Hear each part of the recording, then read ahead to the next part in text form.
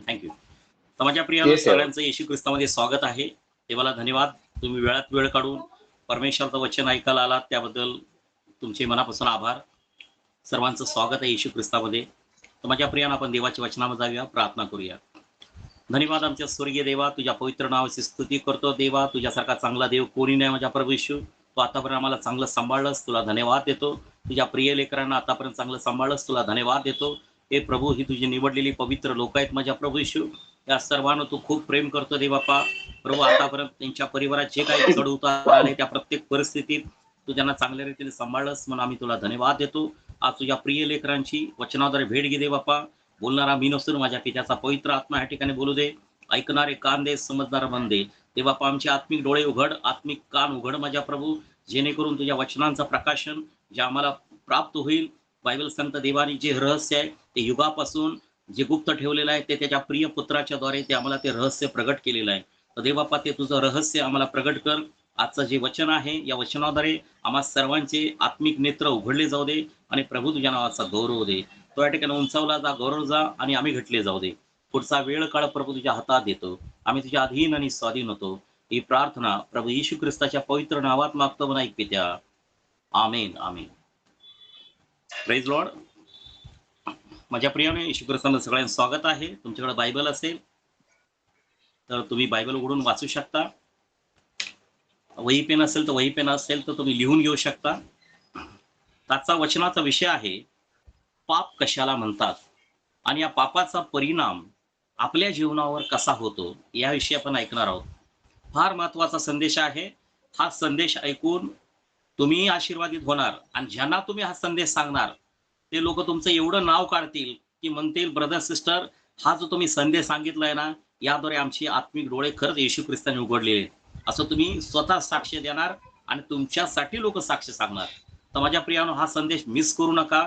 वाटलं तर तुमच्याकडे मोबाईल असेल त्याचा रेकॉर्डिंग पण करा, व्हॉइस रेकॉर्डिंग, जेणेकरून व्हॉइस रेकॉर्डिंग केलेलं पुन्हा पुन्हा ऐकता येतं.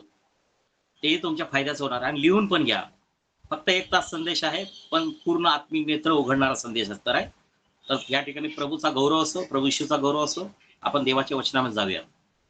तर पहिला प्रश्न आहे, पाप कशाला म्हणतात? पवित्र बायबल आपल्याला शिकवतं माझ्या प्रियानो, पाप कशाला म्हणतात. बायबल सांगतं, सर्व प्रकारची अनिती हे पाप आहे. सर्व प्रकारची अनिती, लिहून घ्या, सर्व प्रकारची अनिती हे पाप आहे. अनिती म्हणजे काय? अनिती या शब्दाचा अर्थ आहे वाईट वागणे. अनिती म्हणजे वाईट वागणे, म्हणजे नीतीनं न वागणे. नीतीनं न वागणे म्हणजे चांगलं न वागणे. आणि बायबल सांगतं, चांगलं करणारा माणूस हा देवापासून आहे आणि वाईट करणाऱ्या माणसाने अजून देवाला पाहिलेलं नाही. माझ्या प्रियानं, आज आपण प्रभू येशू ख्रिस्तामध्ये चांगलं कार्य करत आहोत. या चांगलं कार्य कशामुळे करत आहोत? का आपल्यामध्ये देवाचा आत्मा कार्य करत आहे म्हणून आपण चांगल्या गोष्टी करू शकतो. जर आपल्यामध्ये दुष्ट आत्मा काम करत असता तर आपण बायबल वाचत बसलो नसतो, प्रार्थना करत केले नसती आणि आज आपण तुम्ही इथे बायबल स्टडी पण ऐकायला थांबला नसता. तुमच्या माझ्यामध्ये देवाचा पवित्र आत्मा कार्य करत आहे म्हणून आज देवाचं वचन ऐकत आहोत. तर आपण पाहूया देवाचं वचन. 1 योहान 5वा अध्याय 17 वचन वाचा. ज्यांना सापडलं त्याने वाचा. 1 योहान याचा 5वा अध्याय 17 वचन. पाप कशाला म्हणतात, पापाची व्याख्या लिहिलेली आहे. वाचा. योहानाचं पहिलं पत्र 5वा अध्याय 17 वचन. जॉन चॅप्टर 1 जॉन चॅप्टर 5 वर्स 17. 1 जॉन चॅप्टर 5 वर्स 17 वाचा. कोणाचं चांगलं वाचन आहे ते वाचा. बायबल आहे का सगळ्यांकडे? हा, 1 योहान 1 योहान 5वा अध्याय 17 वचन. 5वा अध्याय वचन कितवं? 17. हा, 17. 5वा अध्याय 17वं वचन आपण वाचू. हा, वाचा सावकाश वाचा. येस. कोणतीही अनिती पाप आहे आणि त्यात ज्याचा परिणाम मरण नाही असेही पाप आहे. Praise Lord. बघा माझ्या प्रियानं, पवित्र शास्त्र सांगतं, सर्व प्रकारची अनिती पापच आहे. सर्व प्रकारची अनिती म्हणजे काय? वाईट वागणे. वाईट वागणे म्हणजे शिव्या देणे, नावं ठेवणे, निंदा करणे, चुगल्या करणे, चहाडी करणे, एकमेकांना दोष लावणे, हे सगळं जी अनिती आहे त्याला पाप म्हटलं जातं. खोटं बोलणे, चोरी करणे, व्यभिचार करणे, मूर्तिपूजा करणे, बऱ्याचशा ह्या गोष्टी आहेत. लाच घेणे, या सर्व गोष्टी बायबलच्या नजरेनुसार पाप आहे. सर्व प्रकारची अनिती हे पाप आहे. म्हणजे वाईट वागणं हे देवाच्या नजरेमध्ये पाप आहे. आणि तरी पण ज्याचा परिणाम मरण नाही असंही पाप आहे. ज्याचा परिणाम मरण नाहीये पण ते पाप आहे देवाच्या नजरेमध्ये. आता मला सांगा, तुम्ही पिक्चरची गाणी ऐकताय, पिक्चरची गाणी ऐकताय म्हणून देव तुम्हाला मारून नाही टाकत. पिक्चरची गाणी ऐकणं हे खोटं आहे. आणि बायबल सांगतो खोट्या गोष्टीवर आम्ही देवाच्या लोकांना विश्वास ठेवू नये. सैतान काय करतो, लोकांना खोट्या गोष्टीवर विश्वास ठेवावा लावतो. दिवसभर टीव्ही सिरियल बघत बसणे, टीव्ही सिरियल बघणं हे खोटं आहे. पिक्चरची गाणी ऐकणं खोटं आहे. परत थिएटरमध्ये जाऊन एखादा सिनेमा बघत बसणं हे खोटं आहे. मग हे जे खोटं आहे बायबलमध्ये लिहिलंय की त्याचा परिणाम मरण नाही असंही पाप आहे. आता देव, तुम्ही पिक्चरची गाणी ऐकताय म्हणून देव तुम्हाला मारत नाही. तुम्ही चित्रपटात सिनेमा बघायला गेला म्हणून देव काय तुम्हाला मारत नाही, लक्षात ठेवा. पण हे पाप आहे देवाच्या नजरेमध्ये. ज्या खोट्या गोष्टीवर विश्वास ठेवणं हे एक पाप आहे, लक्षात ठेवा. पण पवित्र शास्त्रांत की ज्याचा परिणाम मरण नाही, लगेच देव त्याला मरण देत नाही त्या माणसाला. पिक्चर बघितलं म्हणून देवानं मारून टाकलं, पिक्चरची गाणी ऐकली म्हणून देवाने त्याला मारून टाकलं, असं कधी होत नाही. ज्याचा परिणाम मरण नाही, पण हे पाप आहे देवाच्या नजरेमध्ये. एखाद्या स्त्रीकडे डोळ्याने बघणं हे पाप नाही, कळलं का? पण त्या स्त्री बरोबर काम इच्छेने पाहणं हे पाप आहे. एखाद्या स्त्रीकडे बघणं हे वाईट नाही, पण त्या स्त्रीकडे वाईट घाणेरड्या नजरेने बघणं ते पाप आहे. म्हणून लिहिलंय, एखाद्या आपण स्त्रीकडे बघितलं म्हणून काय देव तुम्हाला मारून टाकतो का? नाही मारत तो. कारण रस्त्याने जाताना जर तुम्ही लेडीज कडे बघितलं तर कुणाला धक्का मारत जाल. मग समोर लेडीज आहे का जेंट्स आहे पाहू शकतो आपण, पाहायला पूर्ण परवानगी आहे, पण वाईट नजरेने पाहायला परवानगी नाहीये. कळ काय? त्याला ह्याला म्हटलेलं आहे की ज्याचा परिणाम मरण नाही असंही पाप आहे. हे आपण पाहूया. अजून एक वचन आहे ब्रदरने सुंदर लिहिलंय, 1 योहान 3:4 मध्ये पण लिहिलेलं आहे, पाप हा स्वैराचार आहे. 1 योहान 3 अध्याय 4 वचन वाचून दाखवतो. 1 योहान याचा 3 अध्याय 4 वचन, जो कोणी पाप करतो तो स्वैराचार करतो, कारण पाप स्वैराचार आहे. स्वैराचार म्हणजे मोकाट जनावर आलं मनात गेला दुकानात. जो मनुष्य देवाच्या आज्ञेप्रमाणे चालत नाही तो मनुष्य स्वैराचार करणार आहे. तो आपली मनमानी करतो, तो कोणाच्या अधीनतेमध्ये येत नाही. पाप करणारा माणूस कोणाच्या अधीनतेत असतो हे लक्षात ठेवा. आणि त्याला ऑपरेट कोण करतं? सैतान ऑपरेट करतो, हे लक्षात ठेवा. म्हणून लिहिलेलं आहे की जो मनुष्य पाप करतो तो स्वैराचार करतो. दारू पिणारा माणूस स्वैराचार, मी पाहिजे तेवढी दारू पिन, मुक्त, स्वैराचार आहे. मी पाहिजे तेवढ्या शिवाय देत बसीन, स्वैराचार आहे. माझ्या प्रियाने हे पाप आहे. पाप म्हणजे स्वैराचार, म्हणजे ज्या गोष्टीवर नियंत्रण नाही, आउट ऑफ कंट्रोल. लोक म्हणतात आमची पोरं आमच्या हाताच्या बाहेर गेलेली आहेत. आमची पोरं आता आमच्या हाताच्या बाहेर गेलेली आहेत. हाताच्या बाहेर गेली म्हणजे नेमकं काय झालं? त्यांच्यामध्ये स्वैराचार आला, स्वतंत्रता आली. त्या स्वतंत्रतेचा त्यांनी दुरुपयोग सुरू केला. देवाने आदाम आणि हवेला सगळ्या झाडाची फळं खायची परवानगी दिली होती, पण ज्या इदेनच्या बागेत जे एक झाड होतं, बऱ्या आणि वाईटाचं जे झाड होतं, झाडाचं फळ होतं, ते मात्र देवाने खायला परवानगी दिली नव्हती. पण मनुष्याने काय केलं? सैतानाचं ऐकून आपल्याला सगळ्या गोष्टीची स्वतंत्रता आहे. स्वतंत्रता म्हणजे एक प्रकारे स्वैराचार. मग त्या स्वतंत्रतेचा गैरफायदा घेतला आणि जे झाडाचं फळ खायला नाही पाहिजे होतं ते त्याने खाल्लं. दूध पिणं चांगलं आहे हो, पण ते दुधासारखं लिक्विड आहे म्हणून दारू पिणं चांगलं आहे का? नाहीये. दारू तुम्हाला मारून टाकणार आहे. दूध पिलं तर तुम्हाला ताकद येणार आहे.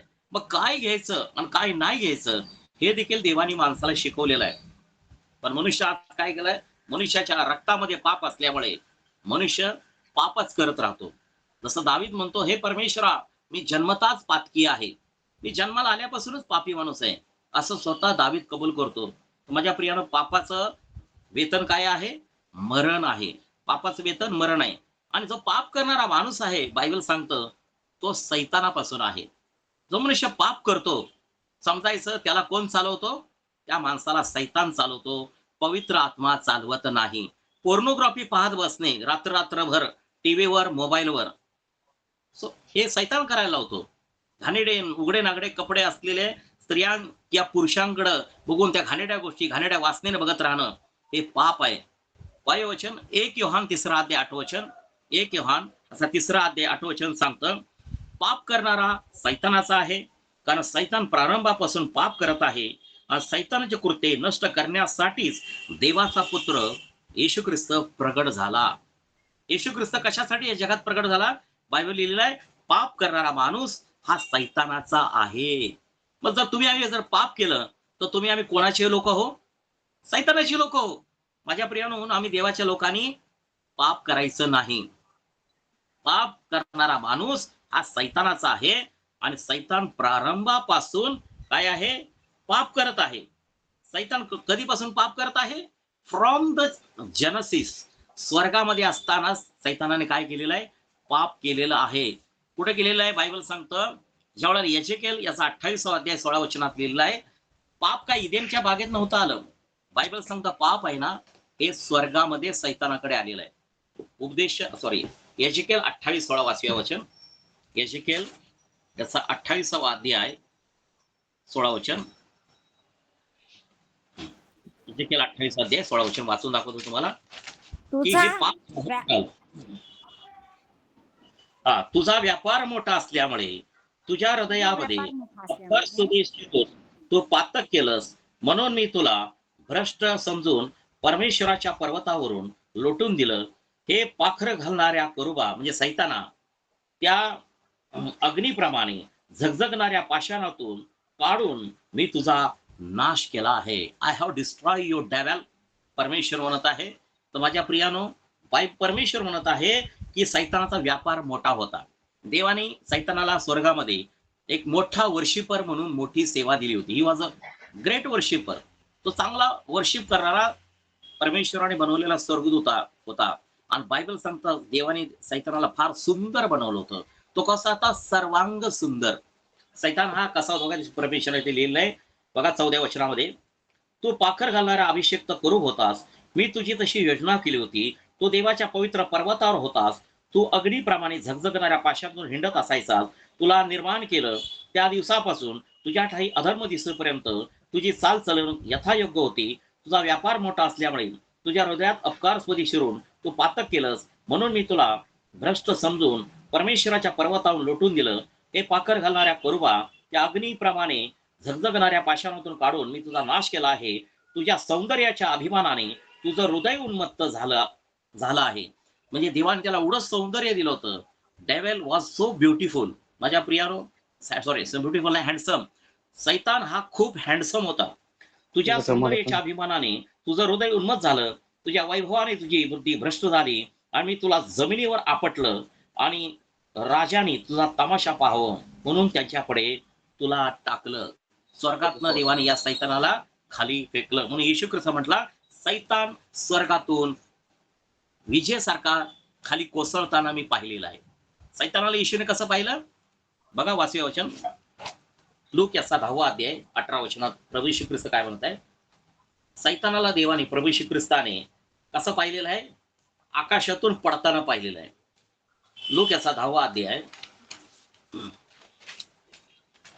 17 वचन आहे, वाचूया.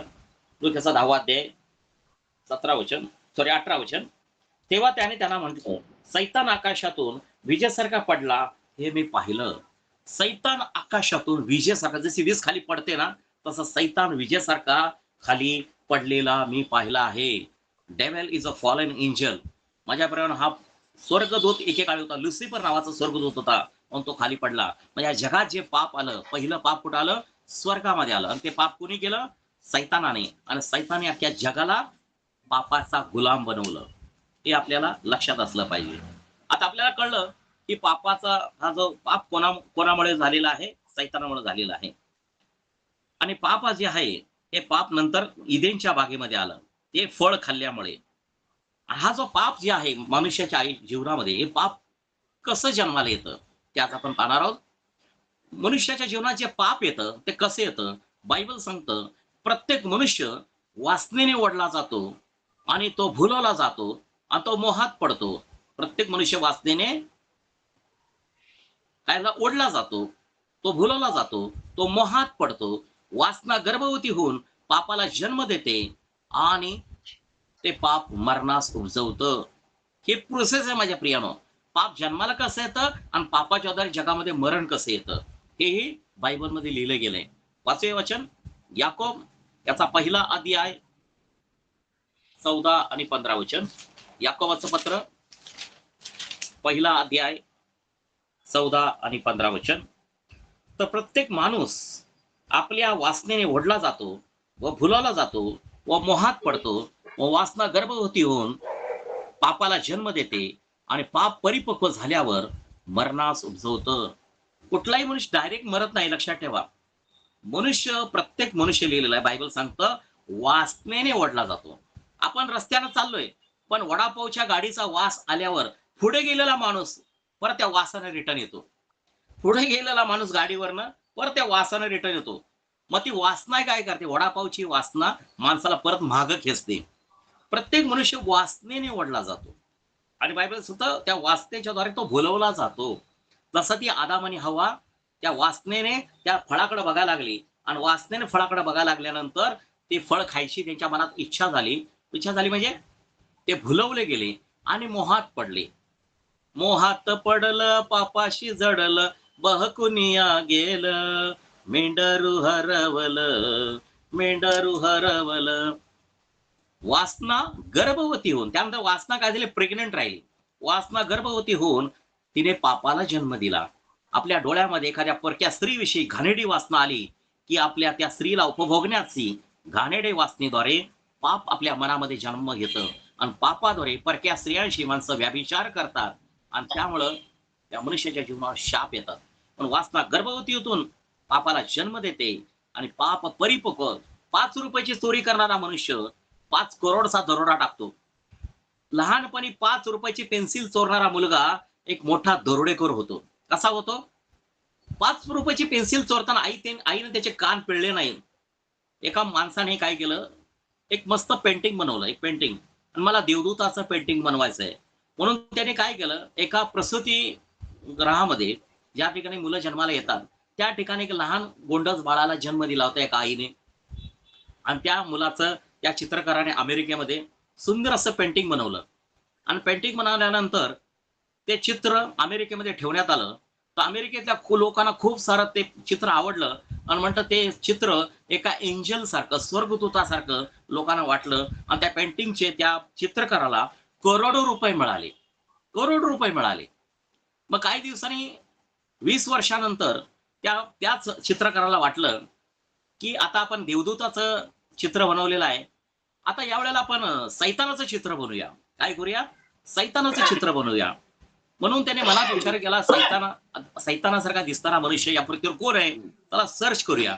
मग करता करता त्याला कळलं की अमेरिकेमध्ये जे जेल आहे, तुरुंग, त्या जेलमध्ये जाऊन बघितलं की तिकडे माणसं सैतानासारखी केस वाढलेली अकराळ विकराळ लोक आहेत. तर तिथे जाऊन आपण त्या एखाद्या सैतानासारख्या दिसणाऱ्या माणसाचं चित्र काढूया. आणि त्याने ते चित्र त्या माणसाचं काढलं आणि ते परत अमेरिकेमध्ये एक्झिबिशनला ठेवलं, प्रदर्शनामध्ये. त्या एक्झिबिशन मध्ये त्या चित्राला एक मोठा रिवॉर्ड मिळाला आणि त्याला भरपूर पैसे त्या चित्रकाराला मिळाले. आणि त्या चित्र बघितलेलं असताना ती एक आई होती, त्या आईने ते पेंटिंग, दोन्ही पेंटिंग बघितलं होतं. तेव्हा त्या चित्रकाराला म्हणाली, हे लहान बाळाचं चित्र काढलंय ना, हे एंजल सारखं, हा माझाच मुलगा आहे म्हणले, हा माझाच मुलगा आहे. आणि जो दुसरं जे चित्र काढलेलं आहे ना, तो पण माझाच मुलगा आहे. तर चित्रकार जो आहे तो आर्किटेक्ट एकदम असा डोक्याला हात लावून बसला, अरे असं कसं काय? ज्या मुलाचं मी देवदूत म्हणून चित्र काढलं त्याचं अमेरिकेमध्ये एवढं प्रसिद्ध झालं, त्याला भरपूर रिवॉर्ड मिळाला, आणि तोच मुलगा 20 वर्षांनी मी त्याचं चित्र काढतोय, तो हैवानासारखा झालेला आहे, हैवानासारखा झालेला आहे. हे त्याने पाहिल्यानंतर त्याला कळलं नाही. मग त्या मुलाला भेटण्याची त्याची इच्छा बाळगली आणि त्या आईला घेऊन तो चित्रकार त्या ठिकाणी गेला आणि त्या जजला म्हटलं की मग तुला आईला भेटायची इच्छा आहे? म्हणला हो आहे म्हणला. तर म्हणा माझ्या आईला जवळ बोलवा. मग काय होतं, तो मुलगा जो आहे, जो दरोडेखोर झालेला असतो मोठा हैवानासारखा, तो आईला म्हणतो, आई तुझा कान जवळ कर. आणि कान जवळ केल्यानंतर त्या ठिकाणी एवढ्या ते जेलमध्ये एवढे लोखंडी हे असतात, सळे असतात, त्यातून तो तोंड बाहेर काढतो आणि तो आईचा असा कान चावतो. तो दरोडेखोर बनलेला मुलगा आईचं कान चावतो आणि त्याची आई कान चावल्यानंतर बाहेर लगेच निघते आणि म्हणते, तू माझा कान का चावला? तेव्हा तो मुलगा म्हणतो दरोडेखोर बनलेला, आई, ज्या दिवशी मी 5 रुपयाची शाळेमध्ये पेन्सिल चोरली, त्याच वेळेला जर माझा कान धरला असता, तर मी 5 रुपये चोरी करतानाच तू मला जर तेव्हाच रोखलं असतं, आज 5 करोडचा मी दरोडा टाकलेला आहे. त्या दरोड्यातनं तू माझा जीव वाचू शकला असता आणि आज माझी ही अवस्था झाली नसती. या मनुष्याच्या हैवान बनण्याच्या कृत्याला कोण दोषी ठरलं? त्याची आई. माझ्या प्रियानो, आपल्याला हे शिकायचं आहे. हेच पवित्र शास्त्र सांगतं, मनुष्याचं जे पाप आहे हे सुरुवातीला कसं असतं? थोडं असतं. 5 रुपयाची चोरी करणारा माणूस 5 करोडचा दरोडा टाकायला जातो. म्हणजे पाप परिपक्व झाल्यावर ते मरणास उपजवतं. सुरुवातीला पाप परिपक्व नसतं. सुरुवातीला मनुष्य छोटं छोटं पाप करतो. पण छोटं छोटं करता करता तो बलात्कारी बनतो, दरोडेखोर बनतो, जुगारड्या बनतो, दारुड्या बनतो. एक बियर पिणारा मनुष्य अख्खे खंबे संपवतो. एक बियर पिणारा माणूस, ज्याला झाकण उघडता येत नाही, ज्याला कोल्ड्रिंक पिणारा माणूस, तो अख्खर दारूचे बॉक्सच्या बॉक्स संपवतो. ही अवस्था काय? अट्टल बेवडा का होतो तो? कारण हेच बायबलमध्ये लिहिलंय, पाप सुरुवातीला थोडं असतं, पण ते परिपक्व झाल्यावर माणसाला काय करतं? मरणास उपजवतं. माणसाच्या जीवनात मरण येतं माझ्या प्रियानो. पण बायबलमध्ये लिहिलंय, पापाचं वेतन मरण आहे. रोमकराचं पत्र 6वा अध्याय 23 वचनात लिहिलेलं आहे, पापाचं वेतन मरण आहे आणि देवाचं कृपादान ख्रिस्त येशूमध्ये सार्वकालिक जीवन आहे. तर देवाचं तुम्हाला कृपादान प्राप्त झालेलं आहे. सैतानाने मनुष्याच्या जीवनाला पाप करायला लावलं आणि पापामुळे माणसं आज जगात मरायला लागलेली आहेत. माझ्या प्रियानो, पापामुळे माणसाच्या जीवनावर शाप येतात. शापामुळे लोक आजारी पडतात आणि आजारी पडल्यामुळे वेळेच्या आधी मरण पावतात. हे लक्षात ठेवा. म्हणून आपण देवाच्या लोकांनी काय केलं नाही पाहिजे? पाप करणं सोडलं पाहिजे. पाप जर तुम्ही सोडलं तर तुम्ही काय व्हाल? ख्रिस्तामध्ये नीतिमत्व तुमचं काउंटिंग केलं जाईल. जर तुम्ही पापच करत नाही तर तुमचं देव काय करेल? तुमचं रोज जे तुम्ही चांगलं काम करता त्या चांगल्या कामाचं स्वर्गाच्या वहीमध्ये नोंदवही, स्मरण वही म्हटलं जातं. त्या स्मरण वहीमध्ये तुम्ही केलेल्या चांगल्या कृत्याची आठवण केली जाते. जसं हिजकिया राजा म्हणाला, हे परमेश्वरा, तुझ्या नजरेमध्ये मी आतापर्यंत जे काही चांगलं काम केलेलं आहे त्या चांगल्या कामाची आठवण कर. आणि बायबल हिजकिया मनस्वी रडला. देवाने हिजकियाचे अश्रू पाहिले आणि हिजकियाचा डी एंड होता. आणि त्याच वेळेला परमेश्वर म्हटला, हो, तू माझ्या राज्यासाठी खूप चांगलं काम केलेलं आहे, त्यामुळे मी तुला 15 वर्ष आयुष्य वाढवून देतो. त्याने पश्चाताप केला आणि देवाला केलेल्या चांगल्या कृत्याचे आठवण करून दिली. त्यामुळे देवाने त्याला 15 वर्ष आयुष्य वाढवून दिलं. माझ्या प्रियानो, आम्ही देखील ख्रिस्तामध्ये पाप करणं सोडलं पाहिजे. काय करणं सोडलं पाहिजे? पाप करणं. जेव्हा व्यभिचार करणाऱ्या स्त्रीला जेव्हा सगळ्या लोकांनी रेड हँड पकडलं, तेव्हा सगळी लोक तिला दोष द्यायला लागले. येशूने म्हटलं, तुमच्यामध्ये जर कोणी आजपर्यंत पाप केलं नसेल तर त्या व्यक्तीने उचलून या स्त्रीला दगड मारावा. असं करता करता ज्या बाईला दोषी ठरवायला आले होते ते सगळी लोक निघून गेली. आणि ईश्वर म्हटलं, बाई, तुला दोष देणारे गेले कुठे? ज्या अर्थी तुला कोणी दोषी ठरवलं नाही त्या अर्थी मी देखील तुला दोषी ठरवत नाही आणि मी देखील तुला दंड ठरवत नाही. फक्त येशू ख्रिस्ताने म्हटलं, बाई, इथून पुढे पाप करू नकोस, जा, इथून पुढे पाप करू नकोस. काय वाटतं माझ्या प्रियानो? परत त्या स्त्रीने परत व्यभिचार केला असेल? बिलकुल नाही हो. ती म्हटली असेल, माझ्या आयुष्यात अख्खं जग माझ्या विरोधात उभं राहिलं आणि कोणी माझ्या पापांची क्षमा करायला या जगात नाहीये. फक्त एकमेव जो येशू ख्रिस्त आहे त्यानेच माझ्या पापांची क्षमा केलेली आहे. त्यामुळे माझ्या प्रियानो, त्या स्त्रीने आयुष्यात कधी पाप केलं नसेल. म्हणून तुमचा माझा नवीन जन्म होणं गरजेचं आहे. Are you born again? जर तुम्ही नवीन जन्म तुमचा झाला असेल तर तुमच्या माझ्याकडनं पाप होणार नाही. येशूने म्हटलं, पाण्या वाचून आणि आत्म्या वाचून जन्म घेतल्याशिवाय कोणाचाही स्वर्गाच्या राज्यात प्रवेश होणार नाही. विदाउट वॉटर आणि न्यू बॉर्न अगेन झाल्याशिवाय कोणी स्वर्गाच्या राज्यामध्ये बायबल सांगतं जाऊ शकणार नाही. वाचूया वचन, योहान याचा 3रा अध्याय, जॉन चॅप्टर 3 वर्स 5. योहान याचा 3रा अध्याय 5 वचन वाचून दाखवतो. येशूने उत्तर दिलं, मी तुम्हाला सांगतो, पाण्या वाचून व आत्म्यापासून जन्म घेतल्यापासून कोणीही देवाच्या राज्यात प्रवेश करू शकत नाही. म्हणजे वॉटर बॅप्टिझम आपला होणं गरजेचं आहे. पाण्यात बुडून बाप्तिस्म होणं गरजेचं आहे आणि दुसरं पवित्र आत्म्याने तुमचा माझा जन्म होणं गरजेचं आहे. कळलं का? आत्म्या वाचून जन्म झाल्याशिवाय तुमचा माझा तिसरं वचन सांगतं, योहान याचा 3 अध्याय 3रं वचन. येशू ख्रिस्ताने निकेदमला म्हटलं, मी तुम्हाला सांगतो, नव्याने जन्मल्या वाचून कोणालाही देवाचं राज्य पाहता येत नाही. नव्याने जन्म. Are you born again? तुम्ही पुन्हा नवीन तुमचा जन्म झालाय का? नाही. तर तुमचा माझा जन्म देवापासनं होणं गरजेचं आहे. जर देवापासनं जर जन्म झाला तुमचा माझा, तर तुमच्या माझ्याकडनं पाप होणार नाही. वाचून दाखवतो वचन. 1 योहान याचा 5वा अध्याय 18 वचन. 1 योहान याचा 5वा अध्याय 18 वचन. 1 जॉन चॅप्टर 5 वर्स 18. 1 योहान 5वा अध्याय 18 वचन सांगतं, जो कोणी देवापासून जन्मलेला आहे तो पाप करत नाही. जो कोणी देवापासून जन्मलेला आहे तो सेवक, तो येशू ख्रिस्ताचा सेवक पाप करत नाही. जर तुमच्याकडे रोज पाप होतंय, रोज तुम्ही शिव्या देताय, भांडताय, व्यभिचार करताय, आदळताय, आपटताय, लोकांना नावं ठेवताय, पास्टरला नावं ठेवताय, निंदा करताय, दोष लावताय, समजायचं तुमचा नवीन जन्म झाला नाही. You are not born again. You are not new born again. तुम्ही नवीन ख्रिस्तामध्ये तुमचा जन्म झालेला नाही. त्यामुळे तुमचं अजून तारणच झालेलं नाही. ज्या दिवशी तुमच्याकडनं पाप करणं बंद होईल त्याच दिवसात समजायचं की तुम्ही स्वर्गात जाणार आहात. नाहीतर 1000 वर्ष चर्चला आलात तरी तुम्ही कधी स्वर्गात जाणार नाही. तुम्हाला रिअल सांगतो. म्हणून देवाला खरा पश्चाताप करा. देवाकडे म्हणा, प्रभू आजपासून तुझ्या विरुद्ध स्वर्गात मी जे पाप केलेलं आहे त्या प्रत्येक पापाविषयी क्षमा मागतो. आजपासून मी खोटं बोलणार नाही, कोणाची निंदा करणार नाही, कुठला व्यभिचार करणार नाही, कुठली पोर्नोग्राफी बघणार नाही, कोणाला दोष लावणार नाही, कोणाला खालच्या नजरेने बघणार नाही, स्वतःला अधिक शहाणं समजणार नाही. You don't be over spiritual. काही लोक ओव्हर स्पिरिच्युअल फार असतात, त्यामुळे पण तो त्यांचा गर्व त्यांना मातीत घेऊन जातो. तर माझ्या प्रियानं ओव्हर स्पिरिच्युअल पण काय कामाचं नाही. म्हणायचं पुष्कळ अजून येऊ ना, प्रभू येशू मी पुष्कळ अजून येऊ ना, तुझा ऋणी तर सदाच राहीन, अगा पतित पावणारे पुष्कळ अजून येऊ ना. प्रभू येशू मला काही येत नाही, तू मला शिकव. बोल स्वामी, तुझा दास ऐकत आहे.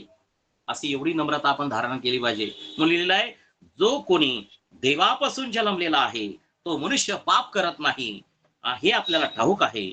पण जो देवापासून जन्मला तो ख्रिस्त त्याला सुरक्षित ठेवतो. God will secure you. माझ्या प्रियानं येशू ख्रिस्त तुम्हाला पाप करण्यापासून सुरक्षित ठेवतो. आणि लिहिलंय की त्या दुष्टाचा म्हणजे त्या सैतानाचा संपर्क त्याला होऊ देत नाही. त्याला म्हणजे तुम्हाला आणि मला सैतानाचा संपर्क होऊ देत नाही. जर मला सांगा सैतानाचा संपर्क झाला नाही तर तुम्ही पाप कराल का? नाही ना. जर कोरोना व्हायरस एखाद्या माणसाला झालेला आहे आणि तो दुसऱ्या माणसाच्या सहवासात आला तर त्याला सुद्धा क्वारंटाईन करावं लागतं. त्याला क्वारंटाईन, कारण तो त्याच्या संपर्कात आलेला आहे. तर माझ्या प्रियानं आम्ही सैतानाच्या संपर्कातच आलेलो नाही हे, तर मला सांगा तुमच्या माझ्याकडे पाप होईल का? जर तुम्ही कंटिन्यू देवाच्या फेलोशिप मध्ये आहात, पाप होईल का? तुम्ही सारखंच प्रार्थना करताय, सारखंच बायबल वाचताय, सारखीच स्तुती आराधना करताय, सारखंच अन्य भाषेमध्ये बोलताय, तुम्हाला काय वाटतं सैतान तुमच्या जवळ येईल? जिथं आग असते ना तिथं कुठलीही माशी घोंगावत नाही. जिथं आग असते ना तिथं कुठलीही माशी घोंगावत नाही. ज्या बारदानाला वास येतो तिथं सगळ्या माशा घोंगावतात. बारदान माहितीये? बारदान पाय पुसणी असतं ते. आता ज्या बारदानाला जास्त घाण वास असतो त्या बारदानाला सगळ्या माश्या घोंगावतात. म्हणजे तुमचं माझं जीवन गलिच्छ असेल, अपवित्र असेल तर परक्या स्त्रिया शुक कम हेअर म्हणून तुम्हाला हाक मारतील. कारण तुम्ही बघताना त्या स्त्रीकडे त्या नजरेनं बघता म्हणजे बारदानाला घाण वास आहे.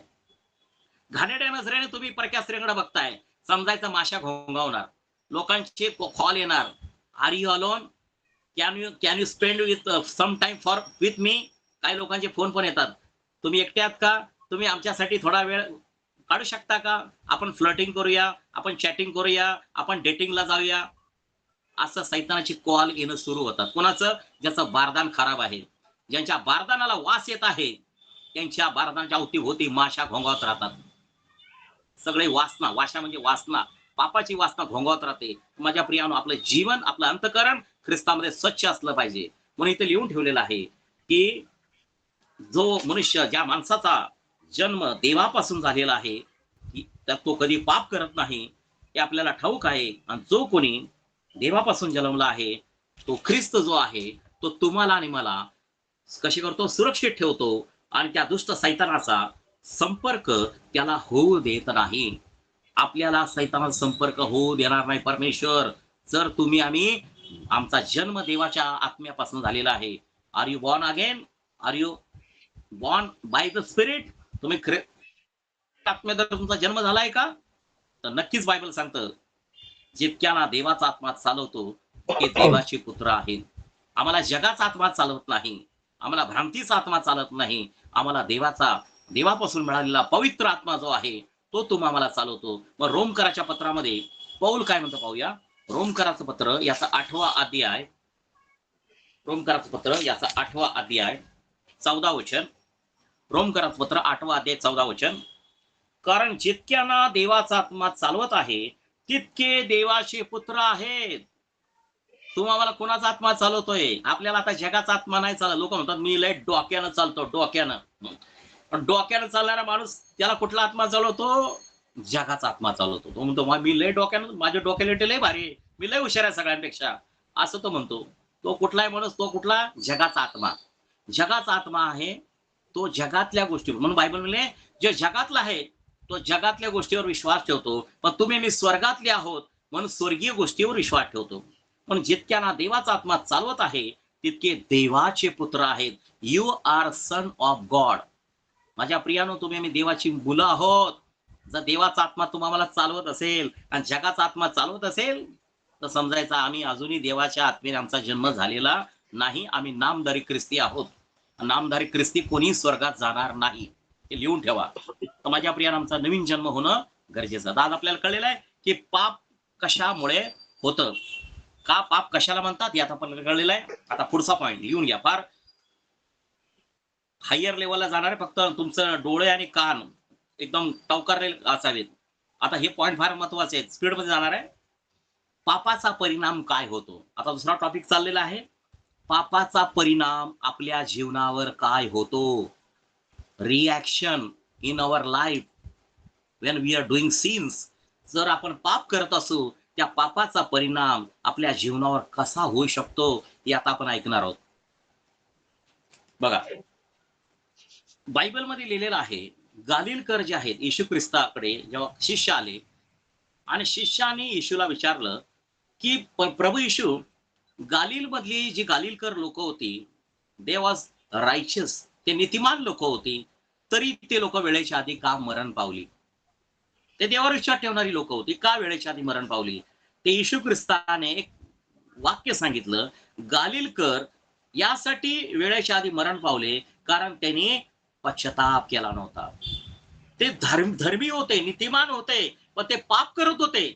धर्मी असून पाप करत होते, पण केलेल्या पापाविषयी पश्चाताप करत नव्हते. आपण चर्चला येतो तरी पण खोटं बोलतो, निंदा करतो, लोकांना नावं ठेवतो, दोष लावतो, सगळं करतो. पण सगळं करूनच्या करून आपलं एक म्हण आहे, सौ चुहे खाके बिल्ली चली हज.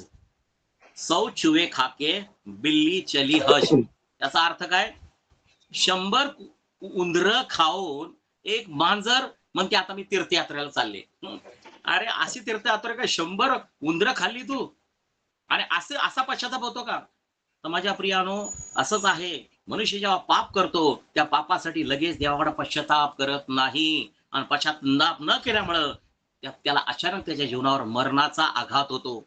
म्हणून त्यांच्यावर, गालिलकरांच्या अंगावर बायबल सांगतं, बुरुज पडला, एक मोठी भिंत पडली, आणि त्या बुरुज मोठी भिंत पडल्यामुळं ती सगळी नीतिमान लोक मरण पावली. कशाला मरण पावली? कारण ते चांगले होते. लूक 18व्या अध्यायामध्ये ब्रदरांनी बरोबर काढून दाखवलेलं आहे, ते धर्मी होते, तरी पण ते त्यांच्या जीवनावर काय झालेलं आहे? त्यांच्या जीवनावर शाप आला. कसला शाप आला? पापाचा परिणाम त्यांच्या जीवनावर पाहायला मिळतो. ते नीतिमान असताना देखील त्यांना वेळेच्या आधी मरावं लागलं. वेळेच्या आधी मरावं लागलं. बघा, तुम्हाला वचन दाखवून दाखवतो.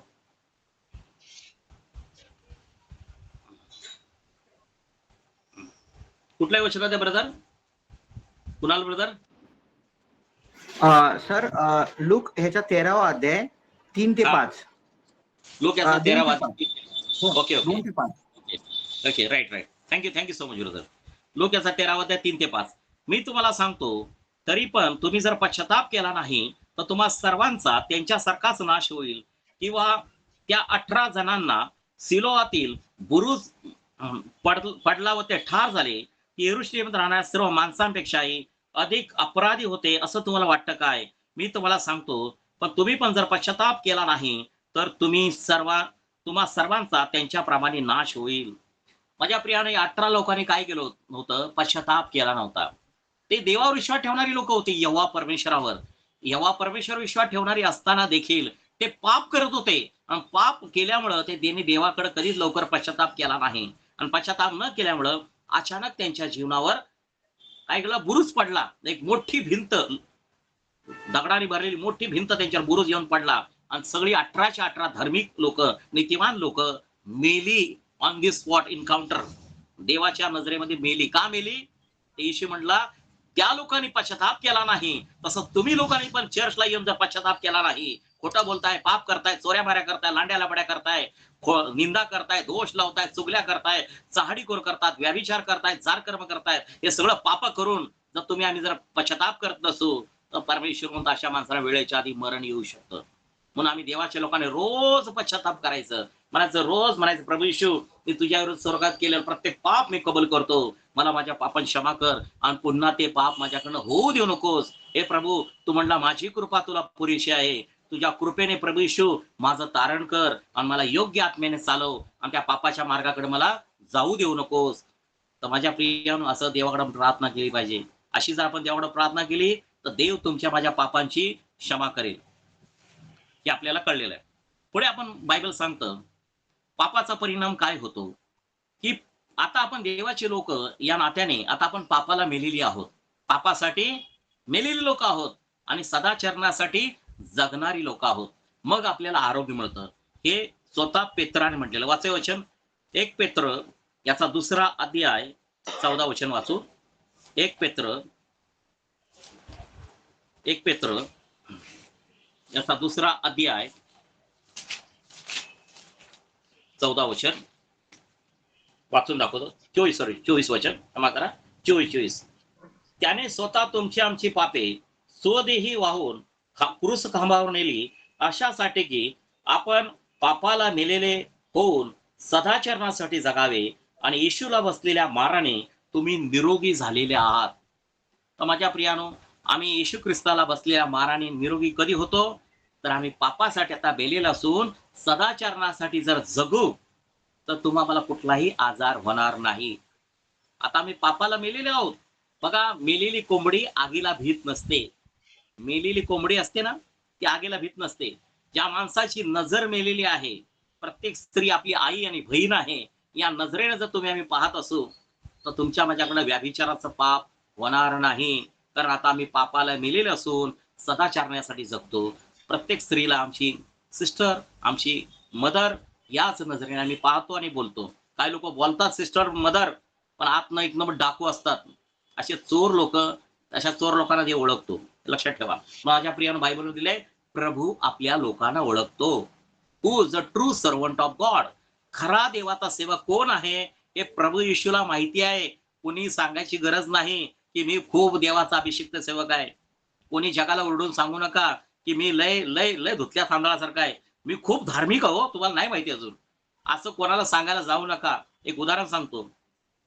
तुमच्या घरामध्ये आंबे असतील, आंबे त्या घरात लपून ठेवा. घरात आंबे लपून ठेवा आणि पाहुण्यांना म्हणा या घरामध्ये. त्या पाहुण्यांना सांगावं लागतं का की तुमच्या घरात आंबे लपून ठेवलेले आहेत? नाही सांगावं लागत. ते म्हणतात, का हो तुमच्या घरात आंबे आहेत का? ते म्हणत, तुम्हाला कसं काय कळलं? म्हटलं तुमच्या आंब्यांचा वासच बाहेर येतोय की एवढे घरामध्ये आंबे आहेत. त्या आंब्याच्या वासामुळेच कळतं की घरात आंबे आहेत. आंबे लपून ठेवले तर आंब्याचा वास कधी येणं थांबत नाही. तर तुम्ही खरे ख्रिस्ताचे धार्मिक सेवक आहात हे जगाला ओढून सांगायची गरज नाही. तुमचा वास, तुमच्या सत्कर्माचा सुवास ऑटोमॅटिक सर्वत्र दरवळतो. कळलं का माझ्या प्रियानो? आपल्याला कोणाला सांगायची गरज नाही. I am a true servant of God. Don't say like this. तुम्ही सांगत असाल खोटारड्या, रिअल सांगतो तुम्हाला. तुम्ही जर पाठ ठोकून सांगाल मी देवाचा खरा सेवक आहे, वा रे माझ्या, मी तर त्याला म्हणतो डाकू. डाकू माणूस जो स्वतःची प्रशंसा स्वतः करतो ना, तो सगळ्यात डाकू. तो देवाचा खरा सेवक कधीच नसतो. लक्षात ठेवा. जो स्वतःला नमवतो, तो उंच केला जातो, आणि जो स्वतःला उंच करायला जातो त्याला नमवलं जातं. लक्षात ठेवा, आपण स्वतःचं कौतुक स्वतः कधीच नाही करायचं. माझ्या प्रिया, नेहमी स्वतःला नम्र ठेवायचं. म्हणायचं मी कोणत्या योग्यतेच नाही, देवबापा जे काही आहे ते केवळ तुझ्यामुळे आहे. मी एक निरुपयोगी दास आहे. हे प्रभू शिव, मी तुझं कर्तव्य करत आहे. आपण निरुपयोगी दास आहोत तर स्वतःला म्हणायचं I am very anointed servant of God. Don't say like this. तर माझ्या प्रियानं आम्ही स्वतःला नम्र करणं गरजेचं आहे. अजून पाहूया आपण की पापाचा परिणाम काय होतो. शमशोनाच्या पापामुळे, लिहून घ्या, शमशोनाच्या पापामुळे, शमशोनाने वेश्याची संगत धरली आणि त्यामुळे काय झालं त्याचा परिणाम. जी दलीला होती, दलीला तिची संगत शमशोनाने धरली, त्या पापाचा परिणाम असा झाला की त्याचा अभिषेक निघून गेला, त्याला त्याचं सामर्थ्य निघून गेलं, त्याचे केस कापले गेले. त्याच्या केसामध्ये सामर्थ्य होतं असं लोकांना वाटत होतं, पण माझ्या प्रियानं मला तुम्हाला सांगू द्या, शमशोनाच्या केसामध्ये सामर्थ्य नव्हतं. शमशोनाला देवाने काय सांगितलं होतं की तुझे केस कधी कापू नको, तुझ्या केसाला वस्त्रा लावू देऊ नकोस. आज्ञा पालनामध्ये सामर्थ्य असतं, लक्षात ठेवा. केसामध्ये सामर्थ्य नसतं, आज्ञा पालनामध्ये सामर्थ्य असतं.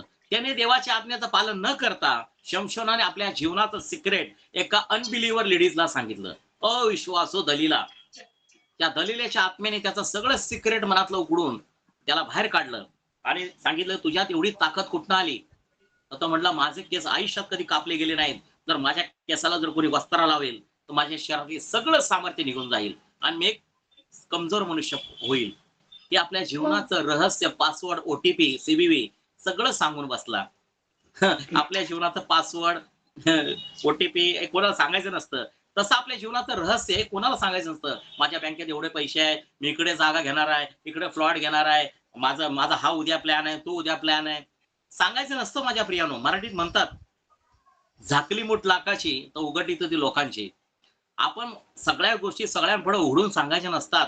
आणि शमशोनाकडे ही चूक घडली आणि शमशोनाने काय गमावलं, लिहून घ्या. शमशोनाने त्याचा अभिषेक गमावला. शमशोनाच्या व्याभिचाराच्या पापामुळं, शमशोनाच्या व्याभिचाराच्या पापामुळं त्याने त्याचा अभिषेक गमावला, त्याचं सामर्थ्य गमावलं, स्वतःचं नाव गमावलं, अंधत्व त्याच्या जीवनावर आलं आणि शेवटी त्याला दळण दळण्याची तुरुंगात वेळ आली आणि त्याच्या जीवनात या गुलामगिरी आली आणि शत्रूच्या हाती पडण्याची वेळ आली आणि वेळेच्या आधी शमशोनाला मरण आलं.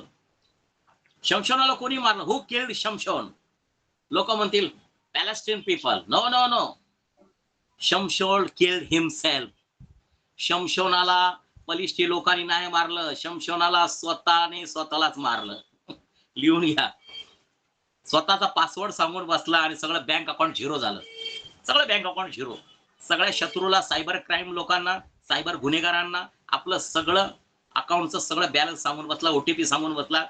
खलास, अकाउंट बॅलन्स झिरो. दुसऱ्या सणला Jharkhand fraud, Nigerian for fraud, असे फ्रॉड होण्याची वेळ येते माझ्या जीवनावर. शमशोनाने काय केलं? तेच चूक केली. आपल्या जीवनाचं सिक्रेट सांगून बसला. शमशोनाच्या व्याभिचाराच्या पापामुळे त्याच्या जीवनावर असा परिणाम झाला की त्याचा अभिषेक निघून गेला, त्याचं सामर्थ्य निघून गेलं, त्याचं चांगलं नाव त्याने गमावलं, त्याला अंधत्व आलं, दळण दळण्याची वेळ आली, त्याच्यावर गुलामगिरी आली आणि शत्रूच्या हाती पडण्याची वेळ आली आणि वेळेच्या आधी मरण आलं. लिहून घ्याय सगळ्या गोष्टी. पापाचा परिणाम, रिॲक्शन, ऍक्शन टू रिॲक्शन. पापाची ऍक्शन केली आणि शेवटी आशीर्वाद गमवण्याची रिॲक्शन त्याच्या हातात आली. पुढचा कॅरेक्टर शौल राजा, first king of Israel. First king of Israel. शौलाचं पतन का झालं? बायबल सांगतं शौलाने 85 याजकांचा वध केला होता. 85 पास्टर लोकांना मारलं होतं अदोमी दवेग या त्याच्या सेवकाच्या द्वारे, एका अनबिलिव्हर माणसाच्या द्वारे शौलाने 85 पास्टरांचा वध केला होता. वध किती मोठं महापाप होतं देवाच्या नजरेमध्ये. शौल राजा देवाची आज्ञा न मानणारा, अर्धवट आज्ञा मानणारा आणि आपली मनमानी करणारा हट्टी राजा होता. सगळ्यात बायबलमधला हट्टी राजा शौल राजा. आपली मनमानी करायचा, आपलं डोकं लावायचा, कधीच देवाच्या वचनांप्रमाणे चालायचं नाही. आणि त्याच्या जीवनात असं कर्स आले, श्राप आले. त्याने 85 याजकांचा वध केला. त्याला कशासाठी वध केला? कारण त्या 85 याजकांना दावीद कुठे गेला होता हे माहित होतं आणि या दावीद त्याच्या शत्रूला मदत केली. म्हणून याने काय केलं? शौल राजाने त्या 85 पास्टर लोकांना मारून टाकलं. ईर्ष्येमुळे तो दाविदाच्या माग हात धुवून त्याला मारायला लागला होता. आणि शेवटी शमेलाने त्याला सगळ्या प्रश्नाचे उत्तर देणं बंद केलं, देवाने उत्तर देणं बंद केलं. म्हणून आता शत्रू आपल्या लढायला येत आहे, मग आपण कोणाकडे जाऊन सल्ला मागावा? तर त्याने काय केलं, यहोवा परमेश्वर सोडून सैतानाकडे तो बहकला. आणि जी भूतविद्या प्रवीण असलेली स्त्री, चेटकीन विषक्राप करणारी, करणी करणारी स्त्री, त्या करणी करणाऱ्या स्त्रीकडे आपल्या जीवनाचा सल्ला मागायला गेला. भूत प्रवीण विद्या, जी भूतांना एक्सपोज करते, अशा स्त्रीकडे आपल्या जीवनाचे प्रश्न घेऊन गेला आणि चेटकीनकडे सल्ला त्याने घेतला. अनेक पापकृत्यामुळे देवाने शौलाला मारून टाकलं. बायबल लिहिलंय, गॉड किल्ड किंग शाऊल. देवाने मारला. आत्महत्या झाली एक निमित्त आहे, पण बायबल मध्ये लिहिलंय देवाला शौलाला मारायचं होतं. कारण तो त्याचा अभिषिक्त सेवक दावीद याच्या मागे हात धुवून लागला होता. एक सासरा आपल्या जावयाच्या मागे हात धुवून लागला होता. विचार करा काय त्याची अवस्था असेल. दावीद 18 वर्षापासून 30 वर्षापर्यंत हे स्ट्रगल सहन करत होता. 12 वर्ष परसिक्युशन, 12 वर्ष एका सासऱ्याचा छळ एक जावई सहन करतोय दावीद राजा. मग बायबल सांगतं शौलाच्या पापामुळे त्याच्या जीवनावर परिणाम असा झाला. लिहून घ्या काय परिणाम झाला. त्याचं राज्य गेलं, त्याचं नाव खराब झालं, त्याची 3 मुलं मेली, 4थंही मूल मेलं. मला 4 मुलं होती, शौलाला 4 मुलं मेली, 3 मुलं युद्धावर मेली आणि 4थ्या मुलाला शत्रूचे जे सेवक होते त्याने झोपलेलं असताना मारून टाकलं. त्याचं नाव आहे ईश बोशेत. हा शौलाचा 4था मुलगा ईश बोशेत. हा दुपारी झोपलेला असताना त्याच्या बॉडीगार्ड असणाऱ्या 2 सैनिकांनी त्याला झोपलेला असताना मारून टाकलं. हा शाप शौलाच्या घराण्यावर आला. त्याची 3 मुलं जागेवर ऑन दी स्पॉट मेली. विचार करा, शौलाचं घराणं एवढं शापित झालं की त्याने केलेल्या पापामुळे त्याच्या पूर्ण परिवाराला, त्याच्या घराण्याचा वंश छाटला गेला. विचार करा, त्याच्या वंशाचं कोणी लोक जिवंत राहिली नाहीत. बेंजामिन तो वंशामधनं होता, पण त्याच्या कुळात कोणी बघायला गेलं तर आज तागायत कोणी नाहीये. All people are destroy because disobedience. हा देवाच्या विरोधात वागलेल्याचा पापाचा परिणाम आहे. अजून तुम्हाला सांगतो, दावीद राजाच्या व्याभिचाराच्या पापामुळे बत्सबेद्वारे झालेला जो मुलगा होता तो 7 दिवसात मरण पावला. व्याभिचाराच्या केलेल्या पापामुळे त्याचा परिणाम असा झाला, व्याभिचाराच्या पापाद्वारेला बेत्सबा होती, बेत्सबेच्या द्वारे पहिला मुलगा झाला, तो मरण पावला. त्याच्यानंतर शल्मोन राजा जन्माला आला, जेव्हा त्याने खरा पश्चाताप केला दाविदाने, आणि त्यानंतर त्याला 4 मुलं झाली त्या बेत्सबेच्या द्वारे. तर माझ्या प्रियानो, हा व्याभिचारामुळे दाविदाच्या जीवनावर पण श्राप आला. काय श्राप आला माहितीये तुम्हाला? नाथान संदेष्टा म्हटला, तू परक्याची स्त्री आपल्याकडे ओढून आणलीस, आणि त्यामुळे तुझा हा जो मुलगा या स्त्रीच्या द्वारे झाला तो 7 दिवसात मेला. ही गोष्ट खरी आहे, पण तू पश्चाताप पण केलायस. पण ह्या पापाचा परिणाम असा आहे की तुझ्या जीवनावरनं, तुझ्या घराण्यावरनं शाप जायचा नाही. काय शाप जायचा नाही? नाथान संदेष्टा म्हटला, हे दाविदा, तुझ्या घराण्यावर श्राप आहे. काय आहे? तू परक्याची बाई अशी आपल्याकडे ओढून आणलीस, त्यामुळे तुझ्याच घरातली लोक, तुझ्याच घराच्या लोकांची आबरू लुटतील. आणि तेच बोललेली भविष्यवाणी नाथान भविष्यवक्त्याची पूर्ण झाली. जेव्हा दावीद आपलं घर सोडून पळून गेला, आपल्या बायकांना मागे सोडून, त्याच्या स्वतःच्या बायकांशी शारीरिक संबंध स्वतःच्या मुलाने ठेवले. कोणी? त्याचं नाव अबशालोम. बायबल वाचा माझ्या प्रियानो. तुझा हातात घेऊन बायबल फिरत बसू नका. बायबल माहिती पाहिजे, असं अंगावर शहारे आले पाहिजे बायबल वाचताना. असं डॅशिंग मध्ये बायबल वाचलं पाहिजे. नुसतंच हातात घेऊन बायबल फिरताय, काहीच फायदा नाही. जे शिकवतो ना, असं हृदयात घर केलं पाहिजे वचन. नाथान भविष्यवक्त्यांची भविष्यवाणी केली आणि ते शाप पुढे काम करायला लागले. दावीद तर पळून गेला, पण त्याच्या सगळ्या बायकांशी शारीरिक संबंध स्वतःच्या मुलाने उपभोगले. अबशालोम त्याचं नाव. इतका दुष्ट तो निघाला, स्वतःच्या सावत्र आईशी शारीरिक संबंध ठेवले. किती नालायक मुलगा असेल विचार करा. हा पापाचा परिणाम, दाविदाच्या पापाचा परिणाम त्याच्या घराण्यावर असा झाला. माझ्या प्रियानं, पाप वाटतं सोपं आहे करायला. पाप करताना वाटते मजा, पुढं ठेवली लय मोठी सजा. आज येशूचा तू स्वीकार कर, पश्चाताप कर मानवा. हे गाणं ऐकलंय का तुम्ही? मला वाटतं पहिल्यांदाच ऐकलंय. ऐकलं असेल पण ते लक्षात राहत नाही. पाप करताना वाटते मजा, दारू पिताना वाटते मजा, बायका फिरवताना वाटते मजा. मजा वाटते का? पण पुढे लय मोठी सजा ठेवलेली आहे. तर माझ्या प्रियानो, पापापासून दूर राहा. पाप हे मनुष्याच्या आयुष्याचं सगळ्यात मोठं पॉइझन आहे. पॉइझन आहे ना, त्याचा परिणाम दाखवतोय, लक्षात ठेवा. तुम्ही 10 रुपयाची दारू पिली काय आणि इंग्लिश दारू पिली काय, देशी दारू पिली काय आणि इंग्लिश दारू पिली काय, त्याचा परिणाम शरीरावर दाखवतो म्हणजे दाखवतो. माझ्या फ्रेंड, विष ते विषच आहे. विष त्याचा परिणाम दाखवतं. माझ्या प्रियानं, आम्ही त्या विषाशी खेळायचं नाही, कळलं का? हे पाप हे विषाप्रमाणे आहे, त्याच्याशी खेळायला जाऊ नका. पाप हे सैतानाचा हत्यार आहे, वेपन.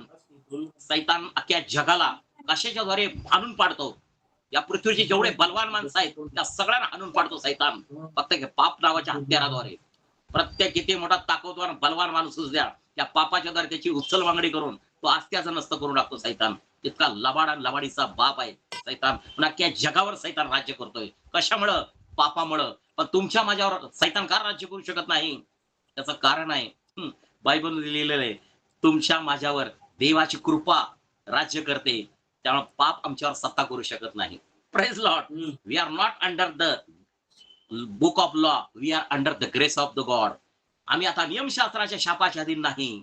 आता आम्ही नियमशास्त्राच्या शापाच्या अधीन नाही, तर देवाच्या कृपेच्या अधीन आहोत.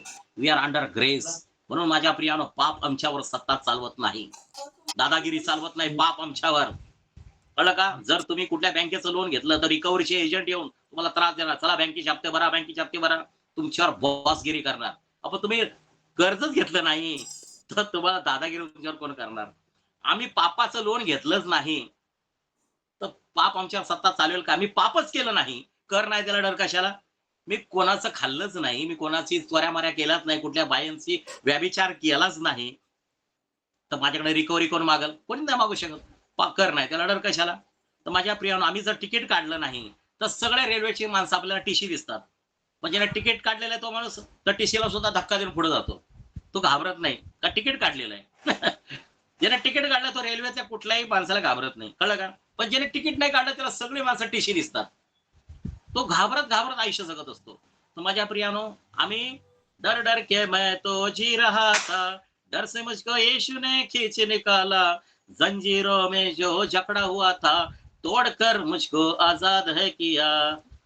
डर डर के मैं तो जी रहा था. आयुष्यभर मी घाबरत घाबरत आयुष्य जगत होतो. कशामुळं? पापामुळं. माझ्या प्रियानो, जर पापच केलं नाही तर कोणाच्या बापाला पण तुम्ही घेणार नाही. म्हणून मी तुम्हाला देव सांगतो, डू नॉट सिन्स. पाप करू नका. बायबल मध्ये लिहिलं, जर पाप करू नये असं तुमची इच्छा असेल तर सोल्युशन काय? काय लोक म्हणतात, पास्टर आम्हाला सोल्युशन सांगावं. आमच्याकडे कळत नकळत होतोच हो पाप, काय काय होईना, पण पाप होऊ नये म्हणून असं काहीतरी औषध सांगा. आहे ना औषध, बायबल मध्ये लिहिलेलं आहे. Everything is written in the Bible. सर्व काही बायबल मध्ये लिहिलेलं आहे. काय लिहिले माहिती का? स्तोत्रसंहिता 119 अध्याय 11 वचनामध्ये, स्तोत्रसंहिता 119 अध्याय 11 वचनात लिहिलेलं आहे. दावीद म्हणतो की हे परमेश्वरा, मी तुझ्या विरुद्ध पाप करू नये म्हणून तुझं बायबलचं वचन माझ्या हृदयामध्ये मी जपून ठेवलेलं आहे. बघा काय म्हणतो दावीद, हे परमेश्वरा, मी तुझ्या विरुद्ध पाप करू नये म्हणून मी तुझं बायबलचं वचन माझ्या हृदयामध्ये जपून ठेवलेलं आहे. I have store your word of God. माझ्या प्रियानो, जर तुमच्याकडे देवाचं वचन असेल तर तुमच्याकडनं पाप होणार नाही. वचन प्रकाश आहे, जिथं प्रकाश आहे तिथं अंधार थांबत नाही. अंधार म्हणजे पाप आहे. पाप, अंधारात मनुष्य पाप करतो, लक्षात ठेवा. अंधारात पाप करतो. जेव्हा मनुष्य अंधारामध्ये असतो तेव्हा पाप करतो. मग जर प्रकाश तुमच्याकडे आहे, देवाचं वचन हे प्रकाश आहे. परमेश्वरा, तुझं वचन माझ्या पावलांसाठी दिवा आणि माझ्या मार्गासाठी प्रकाश आहे. देवाचं वचन माझ्या पावलांसाठी दिवा आणि देवाचं वचन माझ्या पावलांसाठी प्रकाश आहे. जर प्रकाश आपल्याकडे आहे तर अंधार तुमच्याकडे कसं येऊन थांबलो? म्हणून ईश्वर म्हटलं, you are the light of this world. तुम्ही या जगाचे प्रकाश आहात. येशू ख्रिस्तान स्वतःलाच म्हणलं नाही, तुम्हाला मला पण म्हटलं. येशू म्हणलं, मी जगाचा प्रकाश आहे, जो मला अनुसरतो तो कधी अंधारात चालणार नाही, तर त्याच्याजवळ जीवनाचा प्रकाश राहील. योहान 8:12 या वचनानुसार, योहान 8:12 हे प्रभू येशूचं एवढं आशीर्वादित वचन आहे ना. योहान 8:12, येशूने म्हटलं, मी या जगाचा प्रकाश आहे. येशू ख्रिस्तानं काय म्हटलं योहान 8:12 मध्ये, मी या जगाचा प्रकाश आहे. जो मनुष्य मला अनुसरतो, कोणाला? पास्टरला नाही, येशू ख्रिस्ताला अनुसरतो, जो कोणी येशूला अनुसरतो तर तो कधी अंधारात चालणार नाही, तर त्याच्याजवळ जीवनाचा प्रकाश राहील. कुठला प्रकाश राहील? जीवन देणारा प्रकाश. तर माझ्या प्रियानो, तुमच्या माझ्याकडे पाप कधी पण होणार नाही जर आम्ही देवाचं वचन आमच्याकडे कायम असेल तर. देवाच्या वचनाला सैतान घाबरतोय, लक्षात ठेवा. तुम्हा आम्हाला घाबरत नाही, देवाच्या वचनाला सैतान घाबरतो, येशूच्या नावाला सैतान घाबरतो. म्हणून हे व्यभिचाराचा पापाचा परिणाम काय झाला की त्याच्या संपूर्ण दाविदाच्या ज्या पिढ्या होत्या त्या पिढ्यांमधून अबशालोम नावाचा जो मुलगा होता त्याला स्वतःच्या सावत्र आयांबरोबर शारीरिक संबंध ठेवले, व्यभिचार केला. हा पापाचा परिणाम दाविदाच्या जीवनावर झाला. ऍक्शनचं रिॲक्शन. तो ऍक्शन करायला गेला, दुसऱ्याची बायको ओढून घ्यायला, त्याच्या नवऱ्याला मारलं, उरिया हित्तीला, आणि ही परक्याची बायको आपल्याकडे ओढून घेतली. आणि त्याचा परिणाम काय झाला? मुलगा तर झाले, जन्माला मुलं जन्माला आली, 4 मुलं. पहिला मुलगा मेला, 4 जन्माला आली, पण त्याच्याद्वारे जन्माला आली पुढच्या स्त्रीच्या द्वारे, अबशालोमच्या द्वारे त्या सगळ्या बायकांशी शारीरिक संबंध ठेवून बसला. किती डोक्याला मुंग्या येईल अशा घटना आहेत. विचार करा, पापाचा परिणाम असा होतो. म्हणून पाप करू नये हे बायबल आपल्याला वेळोवेळी शिकवतं, पण आपण ऐकत नाही. आपण आपलीच मनमानी करतो.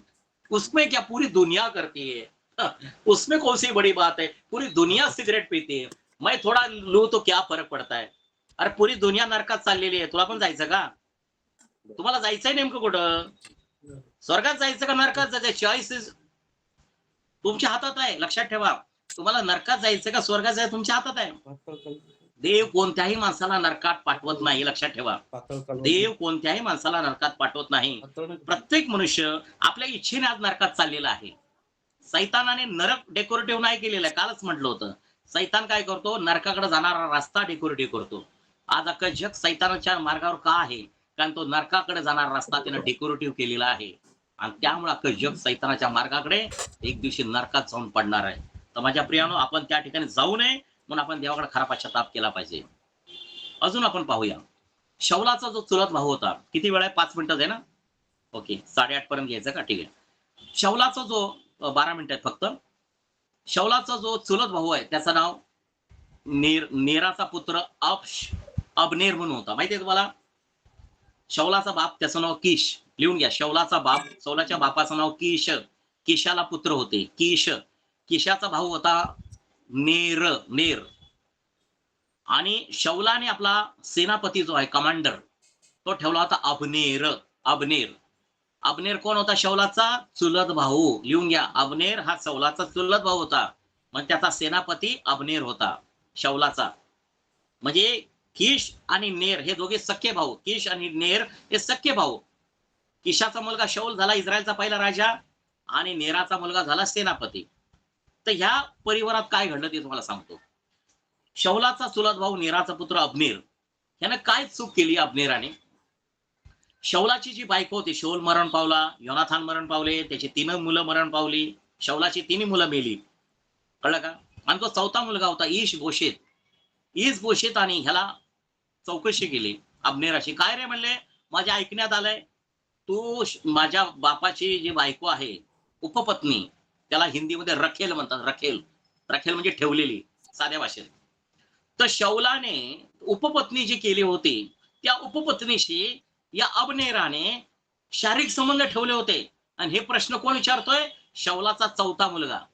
शौलाचा 4था मुलगा त्याचं नाव ईश बोशेत. लिहून घ्या, ईश बोशेत या अबनेराला विचारतोय. अबनेर कोण आहे? त्याचा काका. कोण आहे? काका, चुलत काका. अबनेर हा ईश बोशेताचा चुलत काका.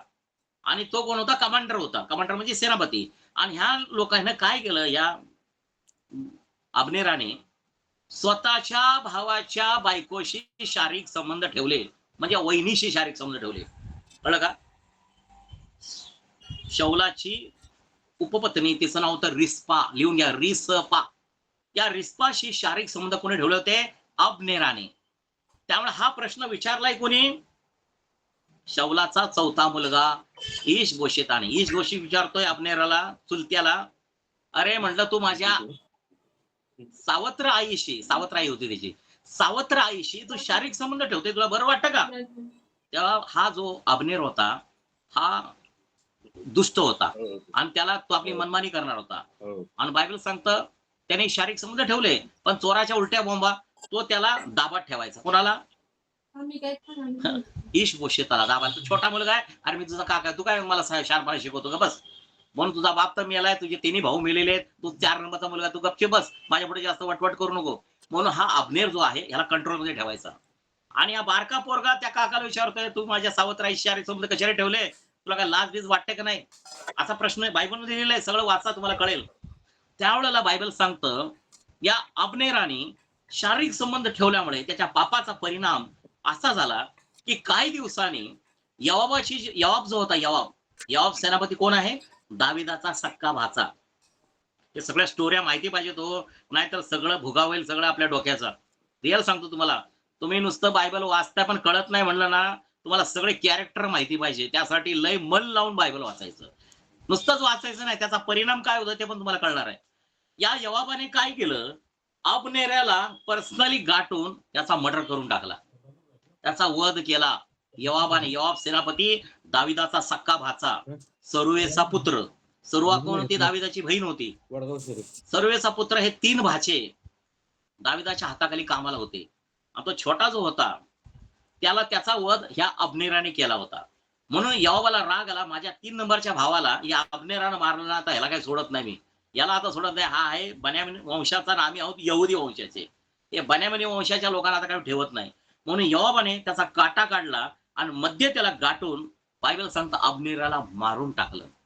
त्याच्या पोटात सुरा घुसून या अब्नेराला मारून टाकलं. आणि बायबल सांगतं, या अब्नेराला मारल्यानंतर त्याचा परिणाम काय झाला? ह्याने आपल्या वहिनीशी शारीरिक संबंध ठेवल्यामुळं त्याच्या पापाचा परिणाम असा झाला की त्याला त्याच्या नातेवाईकांच्या द्वारे भोसकलं गेलं आणि तो देखील वेळेच्या आधी मेला. हा शाप तर त्याच्यावर आलाच आला, पण यहोवाच्या घराण्यात पण शाप आला. दाविदाने शाप दिला. काय माहितीये का शाप दिला? की यहोवाच्या घराण्यातनं जेवढी लोक येतील, पुढची पिढी ही कशी असेल? तो सांगतोय, रक्तस्रावी असतील. रक्तस्रावी म्हणजे त्यांना आजार असेल, रक्त सारखं त्यांच्या शरीरात पडल. दुसरा सांगितलंय, महारोगी असतील. 5 प्रकारचे श्राप आहेत. एक, रक्त पडेल त्यांच्या शरीरातनं. दुसरा आहे तो, ते लोक महारोगी असतील.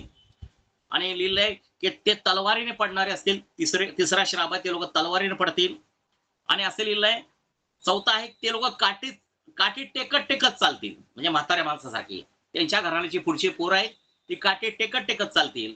आणि 5वा श्राप दिलाय, ते अन्नासाठी उपासमार त्यांच्या जीवनावर येईल. अन्नासाठी घरोघर फिरतील ते लोक, त्यांना वेळेवर जेवण पण मिळणार नाही. हा श्राप कोणाच्या जीवनावर आला? यवाबाच्या. मामाने स्वतःच्या भाच्याला श्राप दिला. मामा कोण? दावीद. दाविदाने यवाबाच्या घराला श्राप दिला. का श्राप दिला? कारण या यवाबाने त्या अब्नेराला विनाकारण मारून टाकलं.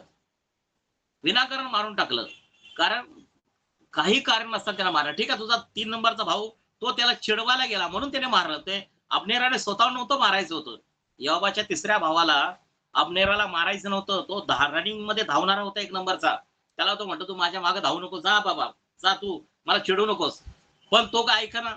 शेवटी ह्या अब्नेराला राग आला आणि अब्नेराने यहोवाच्या 3ऱ्या भावाला मारून टाकलं. मग त्याचा राग यहोवाला आला, माझ्या भावाला विनाकारण का मारलं? म्हणे एकटं गाठून अब्नेराला यहोवाने मारलं. आणि यहोवाने अब्नेराला मारल्यामुळं दाविदाला राग आला आणि दाविदाने यहोवाच्या घराण्याला शाप दिला. हे सगळं बायबलमध्ये लिहिलेलं आहे. तुम्हाला वाचून दाखवतो. नुसतंच बायबल वाचू नका माझ्या प्रियानो, त्याचं प्रकाशन पण देवाकडे मागा. हे असं म्हणजे पाप घडल्यामुळे त्या पापाचा परिणाम आपल्या जीवनावर कशा प्रकारे होतो, हा परिणाम आपल्याला माहिती पाहिजे. गिलबोआच्या डोंगरावर, ज्या वेळेला गिलबोआ नावाचा डोंगर होतं, त्या डोंगरावर शौल आणि शौलाची 3 मुलं मेली. म्हणून बायबल सांगतं, दाविदाने त्या गिलबोआच्या डोंगराला श्राप दिला. काय दिला? श्राप दिला. आणि आज देखील इस्रायल देशामध्ये गिलबोआ नावाचा डोंगर आहे, त्या ठिकाणी काहीच उगवत नाही, काहीच नाही. मोठमोठे सायंटिस्ट त्या ठिकाणी घेऊन जातात, पण तिकडे असलेलं रूप देखील तिथे गेल्यानंतर सुकून जातं. विचार करा, त्या डोंगराला दाविदाने दिलेला श्राप आहे. लिहून घ्या, गिलबोआ. गिलबोआ नावाचा डोंगर होता. त्या डोंगरावर शौल अभिषिक्त सेवक होता. शौल आणि शौलाची 3 मुलं मरण पावली माझ्या प्रियानो. त्यामुळे गिलबोआच्या डोंगराला बायबल सांगतं तिथं काही उगवत नाही. बघा, वचन वाचून दाखवतो.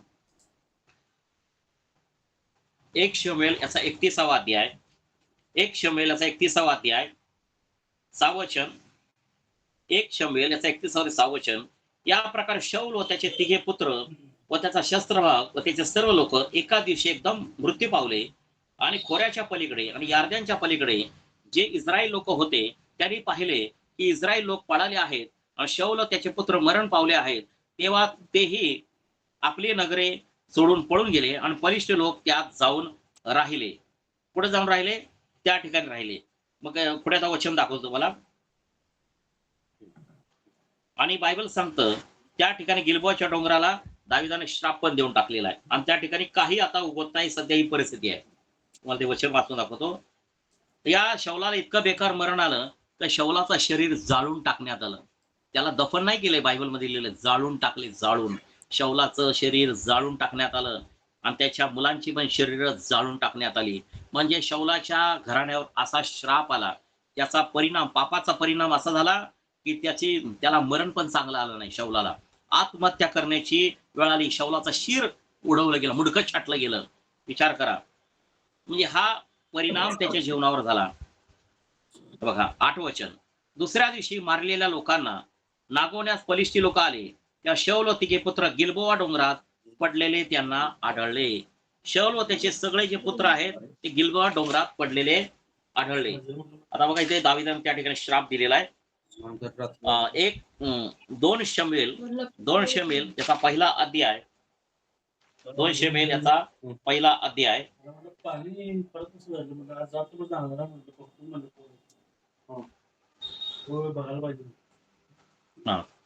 वचन 21. गिलबोआच्या डोंगरानो, बघा 2 शमूएल याचा पहिला ते 21 वचन. गिलबोआच्या डोंगरानो, तुमच्यावर दहीवर न पडो म्हणजे श्राप दिला. तुमच्यावर कधी पाऊस नाही पडणार. तुमच्या डोंगरावर कधी पाऊस पडणार नाही. पर्जन्यवृष्टी न हो, पाऊस पण कधी होणार नाही. नजराणा म्हणून तुम्ही देण्यास तुमच्यासाठी अर्पण योग्य शेते न होत, म्हणजे तुमच्या या डोंगरावर कुठल्याही प्रकारचं शेत पिकणार नाही. आज दाविदाने दिलेला श्राप आहे. कारण तेथे पराक्रमाची ढाल भ्रष्ट झाली आहे. शौलाची ढाल तेल अभंग वाचून भ्रष्ट होऊन पडले आहे. म्हणजे गिलबोआ डोंगरावर शौल आणि त्याची 3 मुलं मेली, म्हणून त्या डोंगराला दावीद राजाने श्राप दिला. आज देखील इस्रायल देशामध्ये लोक त्या गिलबोआ डोंगरावर जातात, पण ते आज इस्रायल देश शेतीमध्ये सगळ्यात प्रगतशील देश आहे. तरी पण गिलबोआ डोंगरावर तुम्ही सर्च करा युट्यूबवर, एकही पीक येत नाही. एकही पीक येत नाही. विचार करा, का तर दाविदाने दिलेला श्राप अजून सुद्धा काम करतोय. लक्षात ठेवा, श्राप काम करतो. त्याच्या पापाचा परिणाम काय झाला? शौलाने केलेल्या पापामुळं त्या डोंगरावर देखील आज काय उगवत नाही. परत दाविदाने मग सांगायचं राहिलं, दाविदाने योआबाच्या घराण्याला पण श्राप दिला. दाविदाने योआबाच्या घराण्याला पण श्राप दिला. तो श्राप मी तुम्हाला वाचून दाखवतो. बघा 2 शमूएल याचा 3रा अध्याय, सगळं लिहून घ्या. 2 शमूएल याचा 3रा अध्याय 29 वचन. 2 शमूएल याचा 3रा अध्याय 29 वचन. बघा, तो दोष योआबाच्या आणि योआबाच्या सगळ्या पितृकुळावर येऊ. दावीद म्हणतोय, शौलाला मारलंच ना योआबा. बघा, तो दोष योआबाच्या, आणि कोणाला मारलं त्याने? त्याला मारलं, अब्नेराला मारलं. अब्नेराला मारल्यावर त्याच्या घराने शाप आला. बघा, तो दोष योआबाच्या आणि सगळ्या पितृकुळाच्या माथी येऊ. योआबाच्या वंशामध्ये स्त्रावी म्हणजे रक्तस्रावी, म्हणजे सारखा त्यांच्या घरात लोकांना सारखा ब्लडचा सारखं रक्त पडत राहणार, याचा सारखा आजार होणार. स्त्रावी हा पहिला आजार श्राप. महारोगी, लेप्रसी पेशंट, कुष्ठरोगी होतील.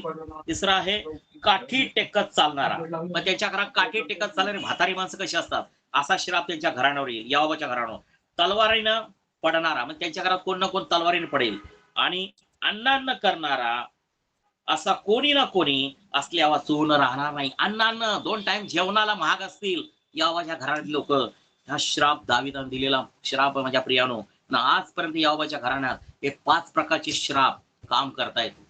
विचार करा, पापाचा परिणाम असा या लोकांच्या जीवनावर झाला. म्हणून जर पापच नाही केलं तर तुमच्या माझ्या घरानं कुठल्याही प्रकारचा परिणाम पण होणार नाही आणि शाप पण येणार नाही. तर मी अशा बाळगतो, तुम्हाला योजना कळलेली आहे. भरपूर सर असं टॉपिक आहे, जवळजवळ 1 महिना सांगेल, कमीत कमी 1 महिना सांगतोय तुम्हाला दररोज. एवढं या टॉपिकवर सांगण्यासारखं आहे, पण वेळेचं आपल्याला बंधन असल्यामुळे मी तुम्हाला थोडक्यातच सांगतोय. अजून भरपूर सारं टॉपिक आहे. प्रभूची इच्छा असते त्या बायबल स्टडी मध्ये आपण घेऊ. तर आपण प्रार्थना करूया. स्वर्गीय पित्या येशू ख्रिस्ताच्या पवित्र नावामध्ये आज तुझ्या प्रिय लेकरांची वचनावर भेट घेतलीस, तुला धन्यवाद देतो. आज तू त्यांना शिकवलं दे बापा, मी पाप कशाला म्हणतात आणि पापाचा परिणाम आमच्या जीवनावर कशा प्रकारे होतो हे प्रत्येक सेवकांच्या उदाहरणावरून तू आम्हाला दाखवलं दे बापा, की व्यभिचाराच्या पापामुळं प्रभू दाविदाच्या घरावर पण श्राप आला, की प्रभू त्याच्या स्वतःच्या मुलाने अबशलोमाने त्याच्या स्वतःच्या बायकांवर, सावत्र आयांवर व्यभिचार केला दे बापा, जार कर्म केलं दे बापा.